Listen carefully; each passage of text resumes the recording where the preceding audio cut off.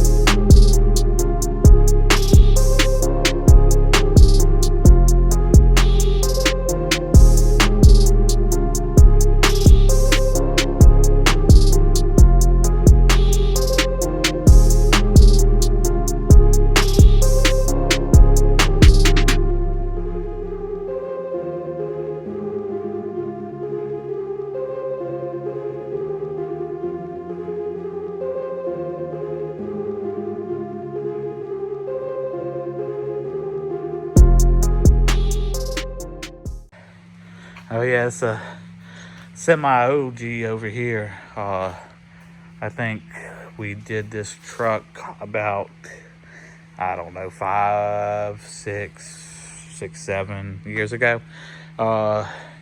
He bought the parts from us, just cam, headers, stuff like that. And he put them in himself, and then we tuned it. And then later on came back for a converter. I don't remember if we put the converter in or he did, but anyway, it's back. So years down the road. I had a quick update on the whatever you want to call it, blower truck. I've been fighting a lot, which, you know, of course it's not a kit meant for it, so, but I really didn't show y'all any of that because it's been just one thing after another on making this work to fit, then this, and this. Like basically you get the blower in there a little bit more and then you find out this has to change, this has to change, this has to change. So basically every single thing on it has been modified or rebuilt or whatever.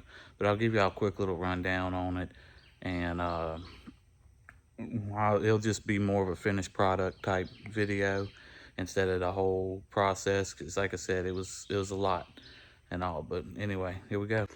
And as you can see, she is in there. The main thing, we had to build this pipe because it's a rear inlet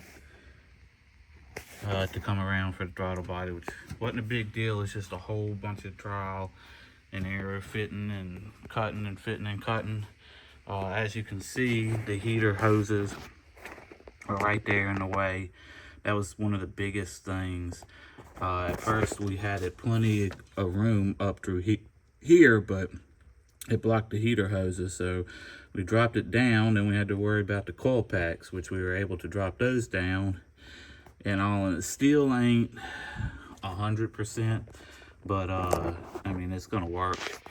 And then obviously we had to clearance the cowl under here because it wouldn't fit, so we trimmed the shield on the firewall some, and we had to get up in there and, you know, raise the custom raising the cowl, we'll call it.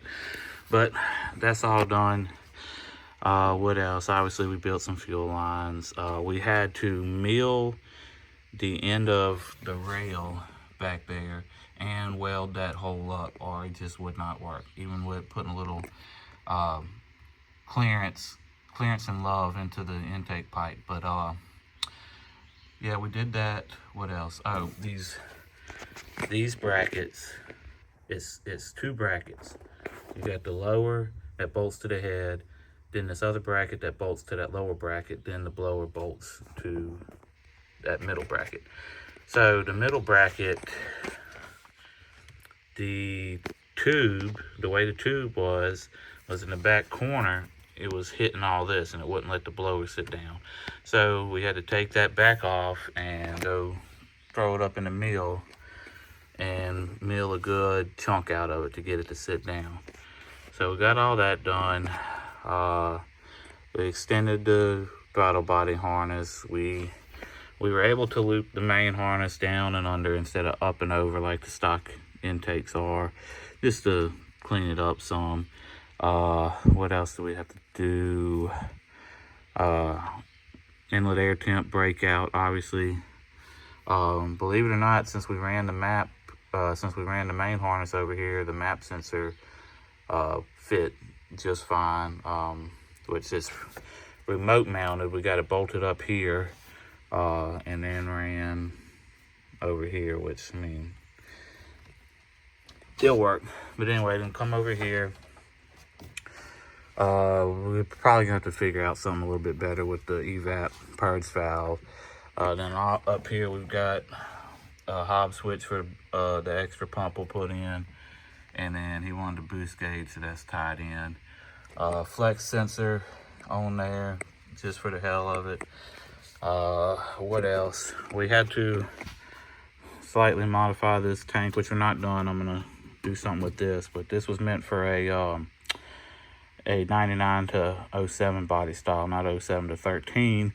So it was meant to go over there, but we made it work over here. Luckily, we kind of got lucky on this. He needed a new radiator, and he opted to go for an aluminum cold case, which I was kind of surprised on the quality on this thing. I mean, it's lacking in some areas, but it makes up in a few others. But with the factory radiator, it was just to where this fitting was going to be right in line with the radiator hose.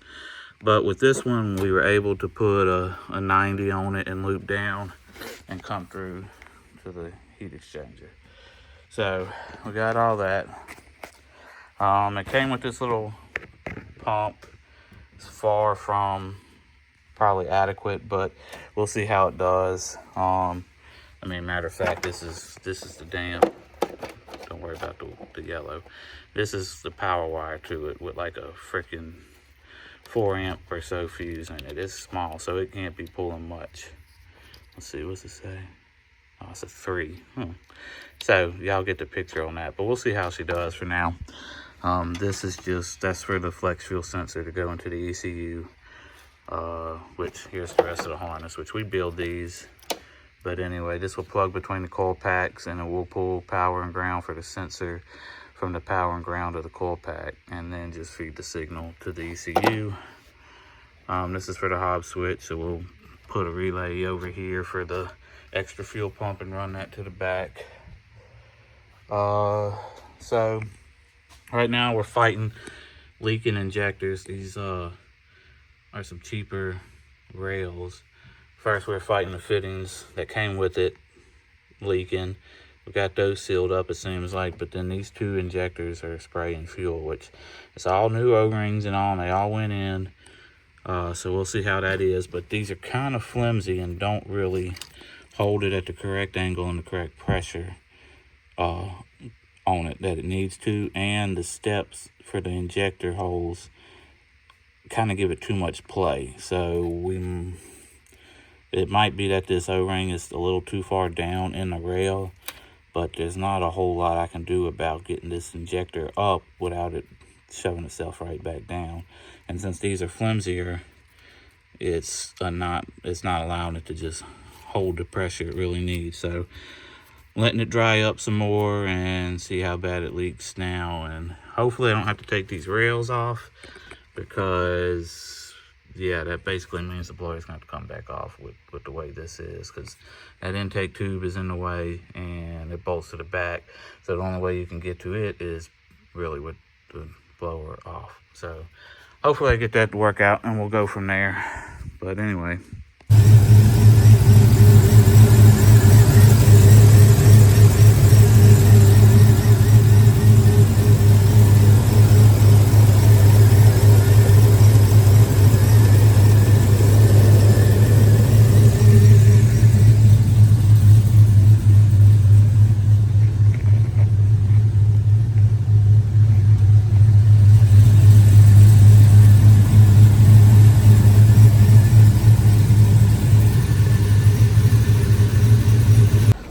Excited? What? You excited?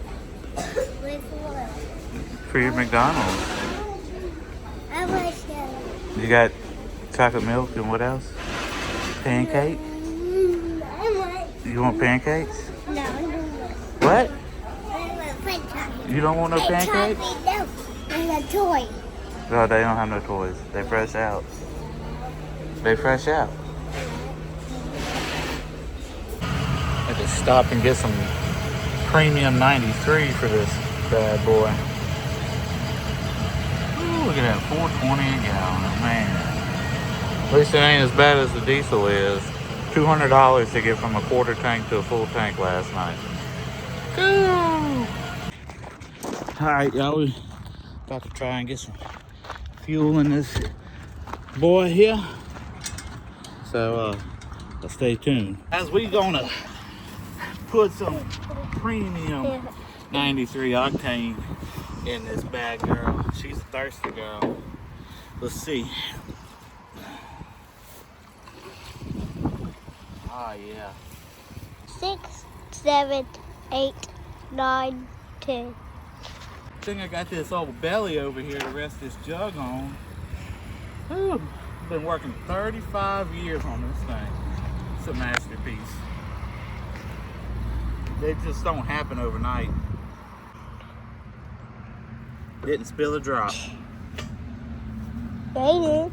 Oh. It spills right there. I don't know what you're talking about. Didn't spill a drop. You did.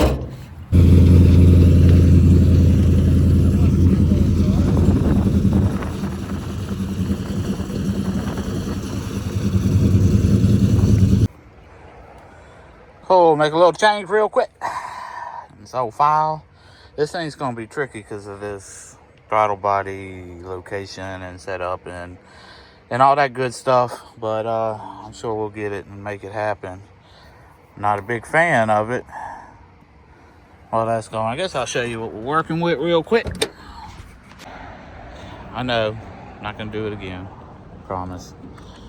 Told myself that before, but you know how it is.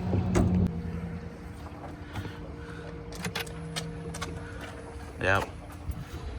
And we got some belts squealing, so we're gonna need a better tensioner.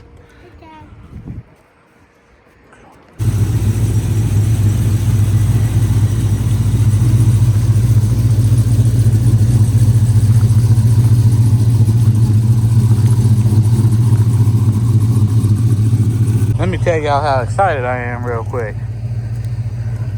Hot picante for my McDonald's burrito. I know it might not seem like much, but down here, we don't ever have hot picante. I don't know why. You know, South Louisiana, you would think, oh, let's have some hot picante because everybody likes hot food, but nope. Yeah, dude. You screwing it. Just screw this part. Look, just the brass part. Keep on going. You might look. Hold this with one hand and screw this with the other.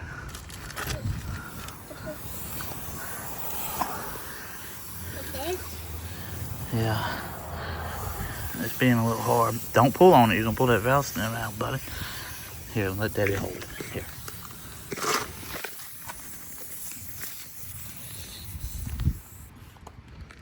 There you go. Press the button. Button. Right here.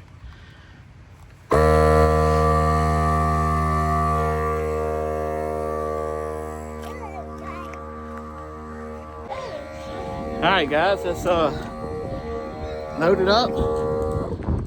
Air and tires.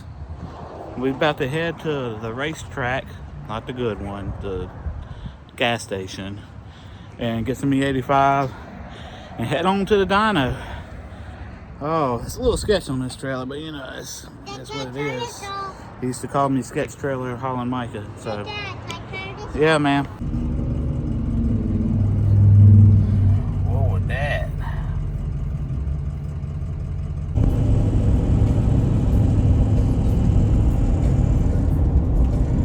I think y'all can see it on the camera, but it's funny looking. That trailer is really bouncy right now because I need to put a drop hitch on this excursion since the bigger tires and all, and the trailer's uneven. So the front axle's bouncing, the trailer's bouncing, but the truck, the suspension's taking all the movement of the truck, and the truck's just sitting still. So yeah, y'all probably can't see it, but it's pretty funny looking.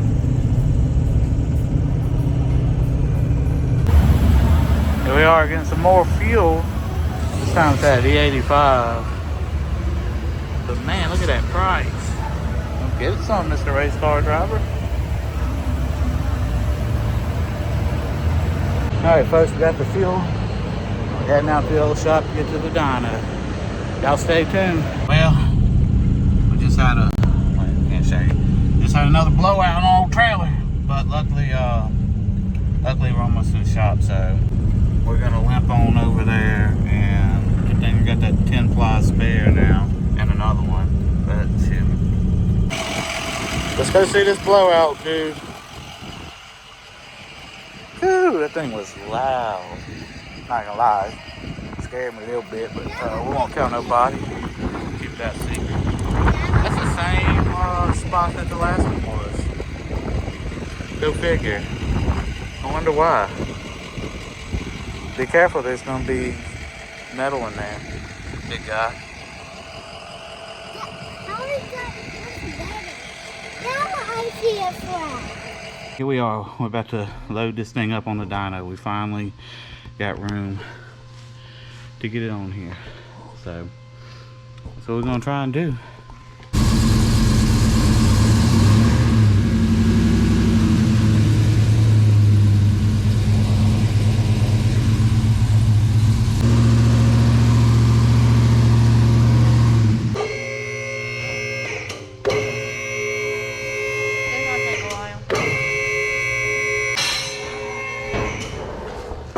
bet if it's that Game Boy button, you know how to press it. It's called a Game Boy. It's called Nintendo. They call Nintendo, not a Game Boy. What's it doing? Game Boy, it's a Nintendo. Gotta rage bait these kids every now and then. Anyway, we're gonna get this puppy strapped up and backed up. Look.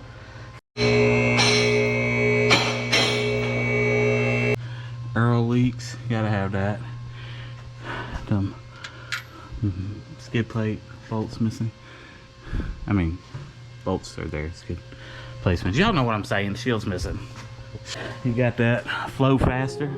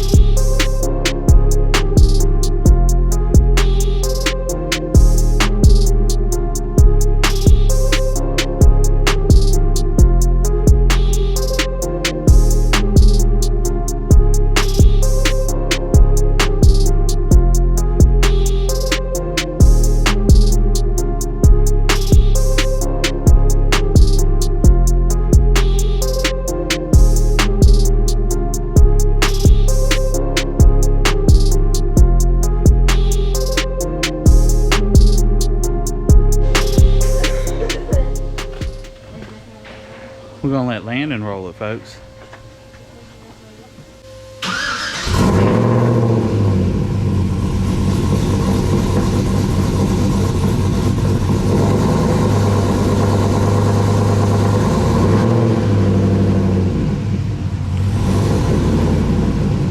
Alright folks, we're about to do loss calibration, vehicle loss calibration. And drive it up to a certain speed and let it coast down till it stops.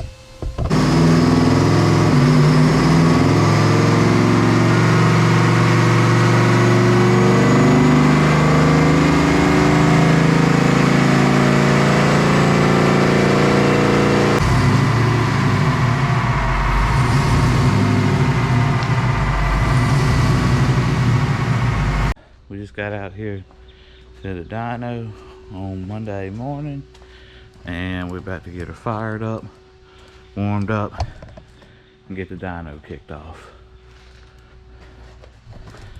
So y'all stay tuned.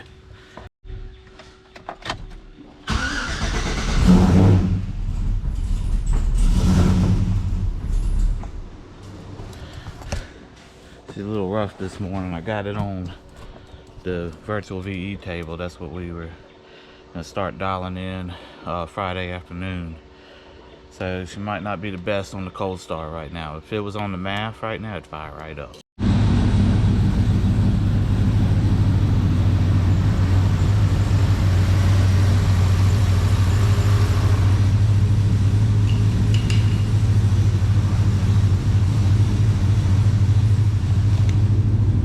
Alright guys, we got her warming up some. We're gonna go ahead and work on the virtual VE table right now. We got it on top speed, so we're gonna try and get it to where we can hit the different load cells and RPM. Obviously we can't hit them all. There's some cells that just won't get hit, but we try to clean up through that.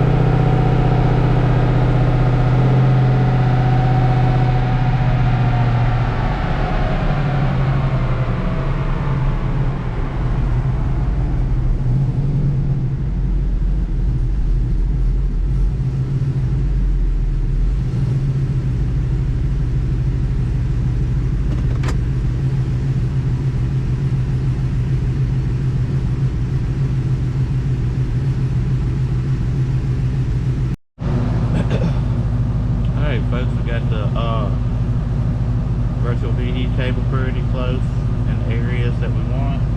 So we're about to shut her down, let her cool for a minute, stick the wideband in, and do some half full throttle pulls to get the virtual VE wide open area closer.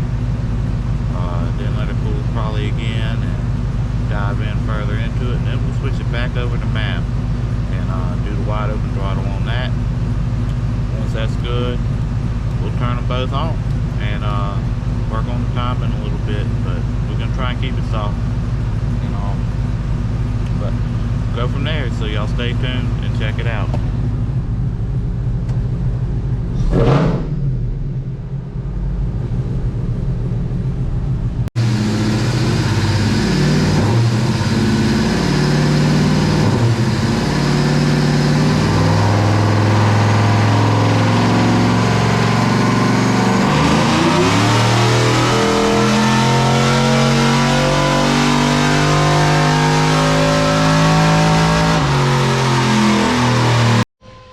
Alright folks, we're back. We had a couple little boost issues. It's only making like 3.5.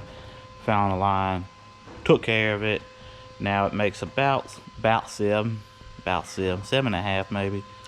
But yeah, so far on gas we're at 379. I know it ain't a lot.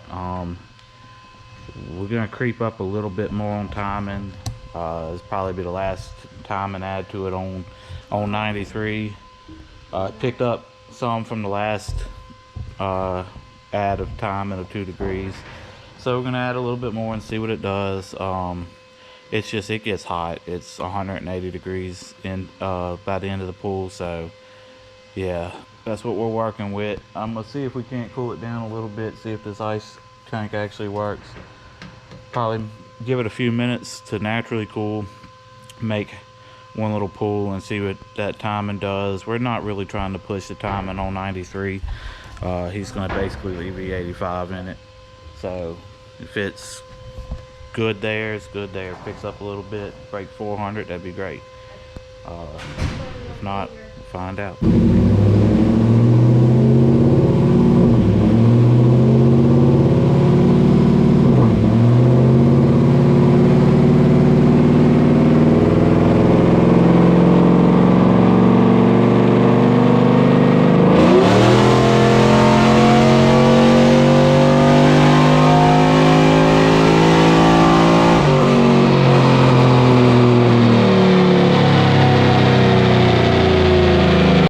Alright folks, we added a 2, no change, as y'all can see on the graph. That's both of them overlaid, and yeah, no change. I mean, yeah, not really. And we'll put the timing back, and we'll put the E85 in it, let it mix up, and start working on the E85 adder table and all. So y'all stay tuned, here we go. Alright folks, we're about to put that high octane diesel in there. Just kidding, it's the 85. But high octane, that is true.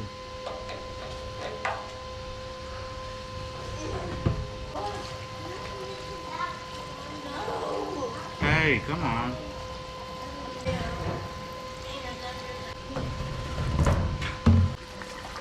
Dad, you rat. Didn't even spill any at all. None whatsoever. Let's get it mixed up. That ethanol percentage is, you know, personally I like mine at least 80. You know what I'm saying? 80 proof. Anyway, let's see what we got. We have 49.4 so far, and it's steadily going up. So hopefully it puts us right around 55 to 60. And I'll be happy. 55 to 60 is fine. Especially on something like this, you get most of your benefits. Definitely anything over 50. So we're gonna see in just a minute.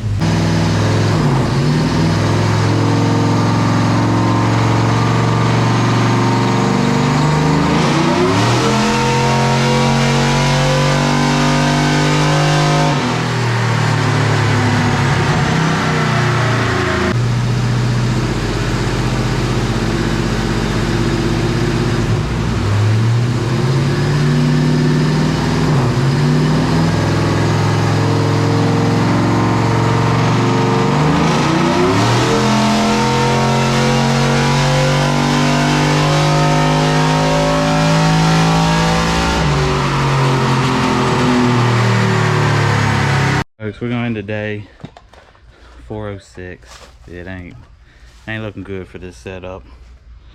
We'll say that's loose converter, third gear pulls because mile an hour limited with the drive shaft, hot blower, and 22 degrees. We'll come back in the morning, put some ice in there with things cooled off and not heat soaked, and see if she picks up anymore. I didn't want to keep running it. It might take a little more timing, but I didn't want to keep running it. And that was 7 pounds. So we're gonna come back in the morning, folks, and see. Well, folks, that was a complete bust on the dead cool pool because the damn dyno didn't record for some reason. It did not run the test. So about to put ice in it and see. I went back and did a half pool and it recorded that test, but not this one. So let's get some ice in it and go from there.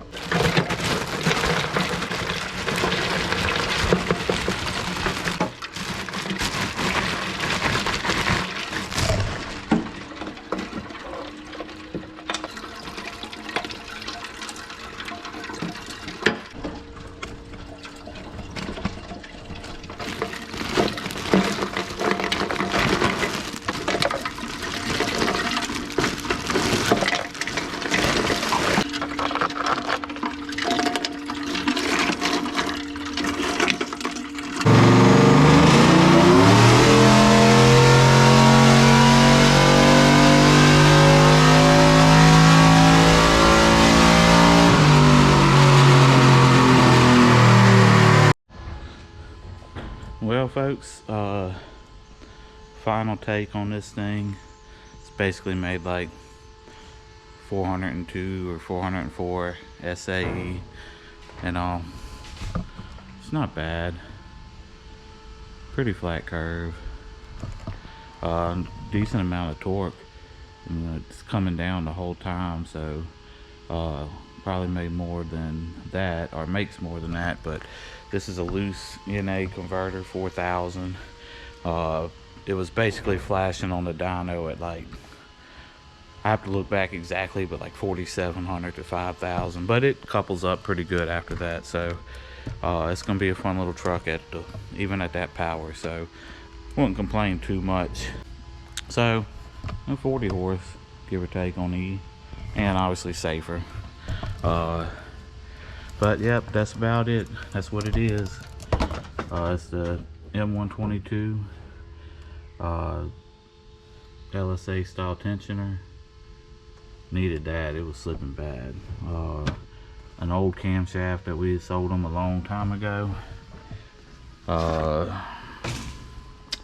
What else? We had to build a tube to bring the throttle body around. We had to move some stuff. We had to build this. We had to deal with the fuel lines and routing. We had to modify that rail so it would clear the tube. We had to mill some of the spacer off to clear the tube and all. Obviously 3-bar map, wire in the inlet air temp, added a hob switch and a boost gauge, and 2 450s in the tank, which obviously it's got plenty of fuel. And we put some FIC FIC 850s in it, and a new radiator and all, some little stuff like that. But you know, it's not too bad. Would I suggest this blower? If you gotta have someone install it, probably not. If you're putting it on a truck like this, probably not. If you got the free time and the ability to do all of the work yourself, and you get the setup for cheap, it's not too bad. If you're putting it on something that don't have a big cowl overhang like that and you got room in the back of the blower, then yeah, it's not too bad. So it all depends. If you get someone to do it like me or whatnot, you're probably better off just getting a legit Pro Charger or Whipple or something like that. Yes, you're gonna pay more up front, but the time is gonna be a lot less. It's gonna be more straightforward and all that, because you're definitely gonna pay for it on the back end on this. But all in all, it don't look bad and it runs okay and all. So if you got the ability to do it and all, then it's not too bad. If someone gave me one, I might would put one on our Tahoe while it, you know, if it was down or whatnot. Because why not? It's good to have 400 horse instead of 280, if that, to the wheel, you know. So if someone gave me the setup, or I got it for a really good deal or something, I'd put it on our Tahoe, just because, you know, it's be cooler to have that, not to be trying to make power. But if I'm refreshing it all and going through it anyway, which I need to do because it's got 300,000 miles, it'd be nice to come back with 400 to 450 horse instead of 270, 280, you know. And it, like I said, that's through a loose converter, third gear pulls. The fuel flow was actually more closer to 440-ish. And also on my dyno, on 85% ethanol, the fuel flow pounds an hour is typically really close to rear wheel horsepower as far as fuel and air goes. Now obviously you can have that amount of fuel and air but have timing way out or whatnot and it not make the power. But as far as fuel goes, that's what I was seeing, and it's only 50 something percent, so that actual number would be a little bit higher. So that's, like I said, that's not too bad, and that's beat on it all day long type stuff. We definitely seen that it could benefit from better cooling. Summarize everything. If you got to pay someone to do it, no, not really worth it. If you can do it and you get a good deal on the stuff, go for it. I would, you know. It beats not being boosted and making less than 300 horse, that's for sure. But anyway, go ahead and get this thing off and get it out of here, and we're gonna end this video here, folks. So y'all be sure to stay tuned. For one, like, subscribe, share, all that good stuff. Let us know if you got any questions about this blower. Hit us up in the comments, and we'll try to help you out if we can. But anyway, yeah, y'all check out for the next episode. See y'all later. Psych, got y'all. Y'all thought this was the end of the video, huh? Didn't y'all? Yeah. And then you're probably like, well, Micah, why is there still time down there on the bar? Well, it's not really over. We're still here. So anyway, y'all seen what it made, and we're gonna make some changes. So we actually are gonna put a smaller pulley on it and a bigger water pump on the heat exchanger and all, cooling system for the blower. Yeah, we're gonna get rid of that little tiny pump that was provided with it, and we're putting the old EWP 150 on it to flow some water through there. We're gonna see if that helps, how much it helps. If it helps, if it don't help, we'll find out. Don't help any is obviously not the water pump, because that's a good pump.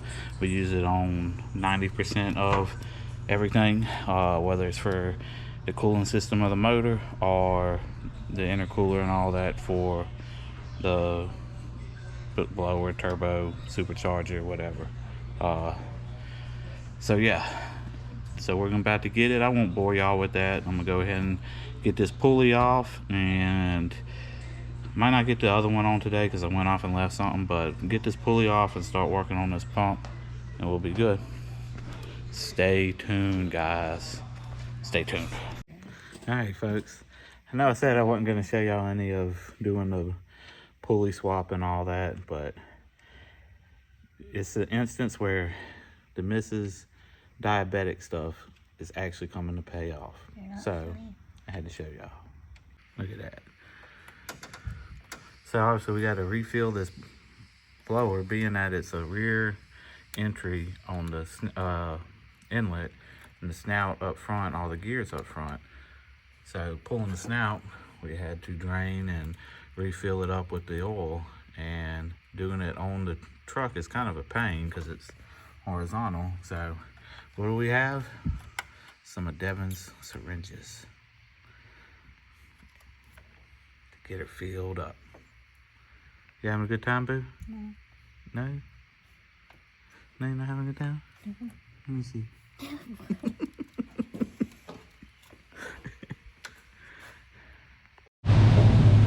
Alright folks, we got her back on the dyno. Strapped down with the smaller pulley. Letting her warm up real quick. And make some pulls. See if she makes a little bit more of them horsepowers. Got Devin and the boys.